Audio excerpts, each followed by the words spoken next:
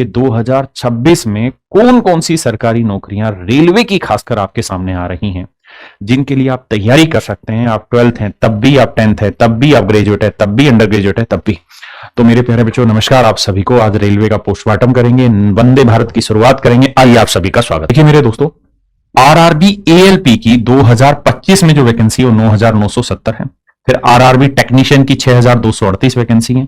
RRB section controller 368 सीटें, और इसकी एग्जाम डेट आउट हो चुकी है। 368 सीटों के लिए एग्जाम डेट आउट हो चुकी है। ये बेसिकली 2025 में जो जो पोस्टें आनी थी, ये मेरे दोस्तों उन पोस्टों का लिखा जोखा है। उसका पैरामेडिकल पोस्टें थी, उसका आरआरबी जेई थी 2569 सीटें। उसके बाद था मेरे बच्चे एनटीपीसी ग्रेजुएट लेवल, ये 5810 सीटें थी।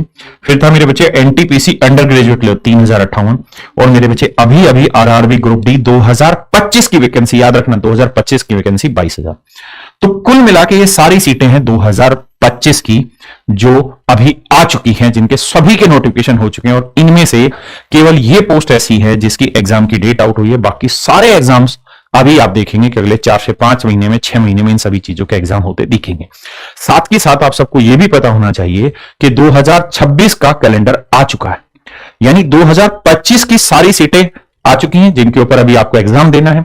2026 का कैलेंडर इन्होंने दिसंबर 2025 में ही दे दिया था। तो यह भी अपने आप में एक बहुत अच्छी और सुलझी हुई शुरुआत है कि हर साल रेलवे का कैलेंडर आ रहा है और उस कैलेंडर के हिसाब से आप अपनी तैयारी करेंगे। और इसके अंदर इन्होंने लिखा है कि भाई जनवरी से मार्च के बीच में एएलपी की वैकेंसी आएगी, फिर टेक्नीशियन की, फिर सेक्शन कंट्रोलर, इसी तरीके से सारी वैकेंसी इन्होंने दे रखी है।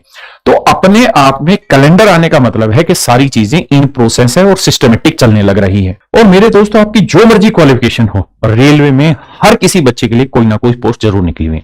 अगर मेरे बच्चे बात करें आयु की, तो लगभग 18 से 33 साल एक सामान्य बच्चे अनरिजर्व कैटेगरी के स्टूडेंट के लिए एज है 18 से 33 साल।